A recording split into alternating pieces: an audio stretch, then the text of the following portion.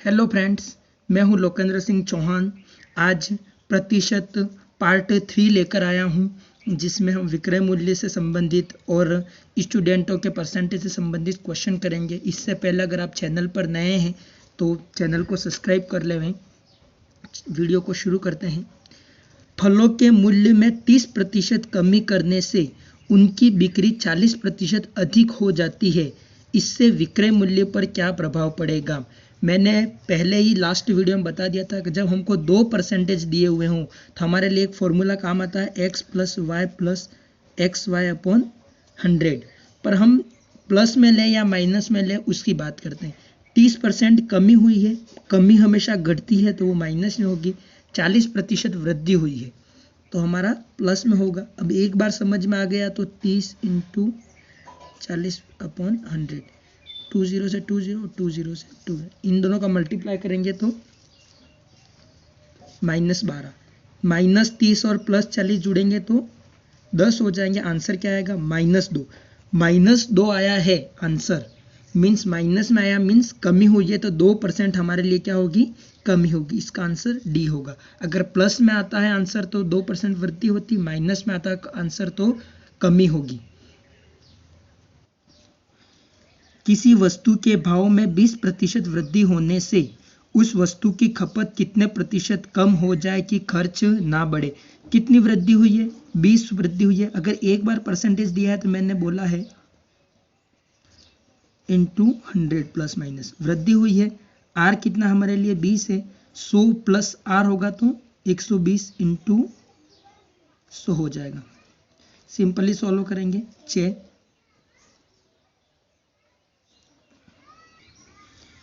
100 में 6 का भाग लगाना आराम से लग जाएगा। एक बार जाएगा 4 हुआ 36, 6 बार जाएगा शेष कितना बचेगा? 36। 40 में 36 गए तो 4/6। कहीं ऑप्शन में 4/6 नहीं, क्योंकि ये दोनों अपने भिन्न है जो आपस में 2 के पहाड़े से कट सकते हैं, 2/3। अब ये ऑप्शन में हमको मिल जाएगा 16 से ही 2/3। ऑप्शन नंबर बी है तो ये हमारा आंसर हो जाएगा।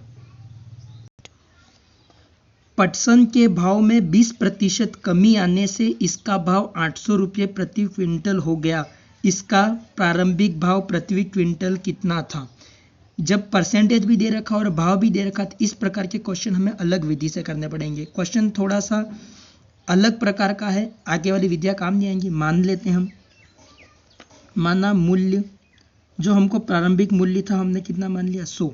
20% कमी आ गई है, कमी 20% आई है। 100 × 20/100 तो कितनी? 20% कम, 20 रुपये कम है। अब मूल्य कितना हो गया हमारे? 80 रुपये। अब लेवल फर्स्ट वाले एक एक नियम को अच्छे से जानते हैं, उसकी बात करेंगे हम। 80 रुपये का मूल्य हमारे लिए कितने रुपये में बढ़ रहा है? 800 रुपये में। तो 1 रुपया बराबर 800/80 × 100। 80 रुपये कहाँ से कमी आई है? वहाँ से हुए हैं हमारे लिए। हम 1 रुपये का मूल्य निकालेंगे, 1 हो जाएगा। सिंपली कितना आएगा? 1000 रुपये। मीन्स पटसन का प्रारंभिक मूल्य कितना होगा? 1000 रुपये होगा। इस प्रकार के क्वेश्चन सीधे ही हो जाएंगे, ज़्यादा टाइम वेस्ट नहीं होगा। नेक्स्ट क्वेश्चन, किसी वस्तु पर 20% वृद्धि होने पर इसकी खपत में 20% कमी कर दी गई है। इस पर वस्तु की कुल प्राप्ति में क्या फर्क पड़ेगा? ये क्वेश्चन यूं बोल रखा है पर अपन को ये समझना है क्या फर्क पड़ेगा। जब 20% वृद्धि और 20% कमी हुई है, बच्चे एग्जाम में टेंशन में होते हैं और जल्दी में होते तो दोनों बराबर ही थे तो कोई अंतर नहीं होगा, यूं करके option number A he right कर देते हैं, जबकि हमारे लिए वो क्वेश्चन आंसर क्या हो जाएगा? गलत हो जाएगा। क्वेश्चन वही फॉर्मूला लगाएंगे में, 20% वृद्धि हुई है तो 20% कमी हुई है तो -20, कमी हुई है तो माइनस, प्लस 20% तो वृद्धि है और 20% कमी है, अपॉन क्या हो जाएगा? 100। 20 में से 20 गया तो ये तो पूरा 0 हो जाएगा। 2 0 सिंपली कट जाएंगे। 2 में 2 का मल्टीप्लाई करा 4 और ये -4। माइनस आया मतलब क्या हुई है? कमी हुई है। तो 4% क्या होगी? कमी होगी। जब वृद्धि दर और कमी दर दोनों एक जैसे दे रखे हैं तो उसका आंसर कभी ये नहीं होगा कोई अंतर नहीं है, कुछ ना कुछ अंतर आएगा और हमेशा क्या आएगी? कमी आएगी।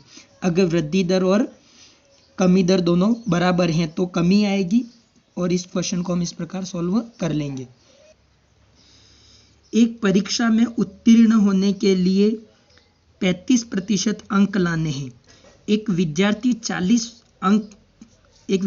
को 40 अंक मिले, वह 30 अंकों से अनुत्तीर्ण हो गया है। परीक्षा के अधिकतम अंक कितने होंगे? बहुत ही इंपॉर्टेंट क्वेश्चन है परीक्षा की दृष्टि से, और ऐसे प्रश्न आते भी हैं।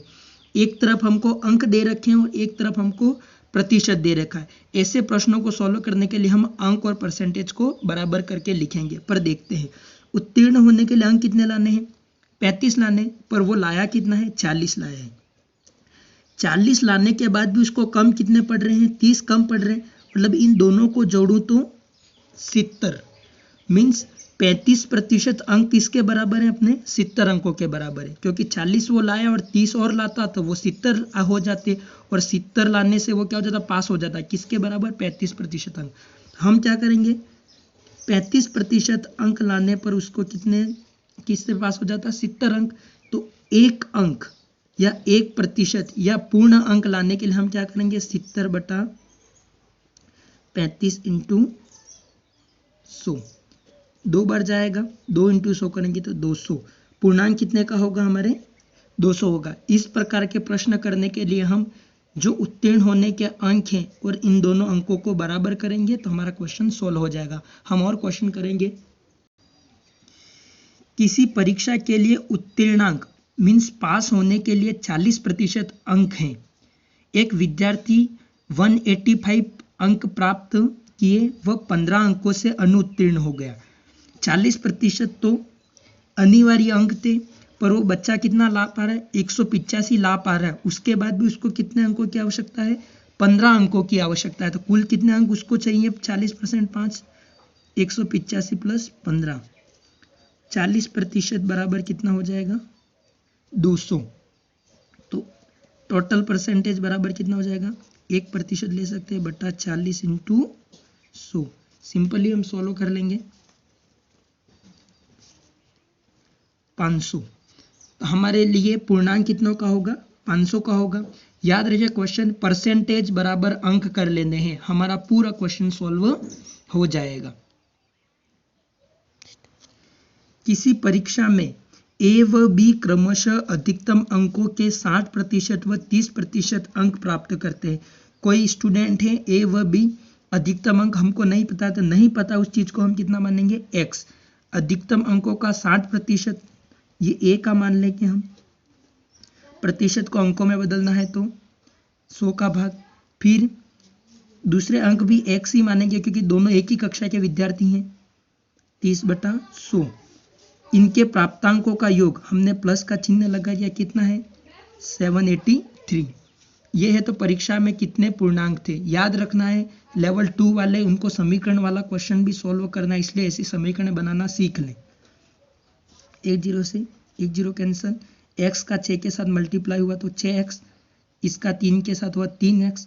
इन दोनों का हर समान है 10, तो 10 LCM आ जाएगा और उस 10 को हम उधर मल्टीप्लाई कर देंगे। ये टोटल इन दोनों को जोड़ देंगे, 6x और 3x कितने हो जाएंगे?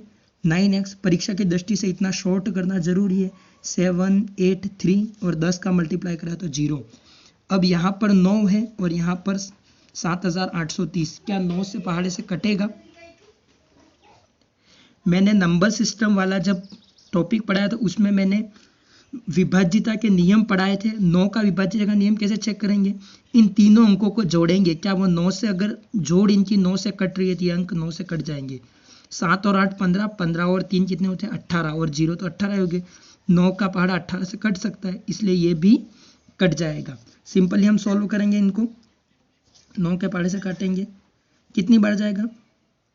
8 बार बोलने पर 72 आएंगे। यहाँ पर 6 हुआ, 63 कितनी बार बोलने पड़ता है? 7 बार, और 0 तो है इसी। तो x की वैल्यू कितनी आई हमारे लिए?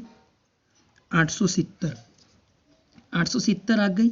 ऑप्शन नंबर बी हमारा सही होगा। क्वेश्चन समीकरण जैसी दे रखी है बनाएंगे और सॉल्व कर लेंगे। विभाज्यता का नियम पूर्व में जितनी चीजें पढ़ी हम सबका उपयोग करते जाएंगे। नेक्स्ट क्वेश्चन, किसी परीक्षा में 5% अभ्यर्थी अयोग्य घोषित कर दिए। मीन्स 100% थे तो 5% तो निकाल दिए हैं उन्होंने।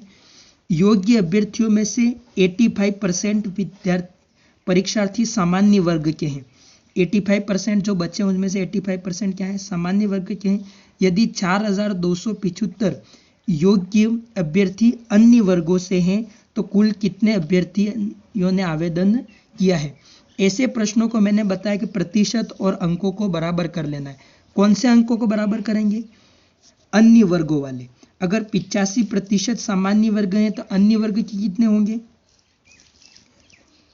अन्य वर्ग के कितने होंगे, 15%। हम समझ गए क्योंकि 85% किसके थे, सामान्य के हैं, तो 15% अन्य वर्ग के होंगे। पर प्रश्न में और भी चीज है, 5% अभ्यर्थी अयोग्य घोषित कर दिए गए। तो हमने 100 माना था, माना 100%, तो अब कितने बने बचे, 95%, क्योंकि 5% तो निकाल दिए।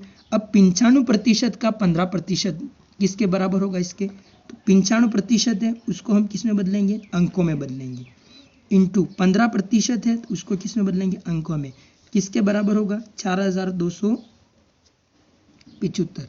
अब हम सिंपली क्या करेंगे, बहुत से बच्चे इनको सॉल्व करेंगे और उसके बाद इसको सॉल्व करेंगे। हम यहाँ पर x ले लेते हैं, कोई दिक्कत नहीं है हमारे लिए, क्योंकि वैल्यू निकालनी है। x की वैल्यू निकालनी है तो हमारा क्या हो जाएगा, भाग किसका लगेगा, 95 इंटू 15, ये 100 दोनों नीचे तो उधर क्या हो जाएंगे, मल्टीप्लाई हो जाएंगे। सॉल्व करेंगे हम, 75 या 15 के पहाड़े से कट जाएगा आराम से। 15 दू की 30, 12 हासिल लगी, 127, तो 15 5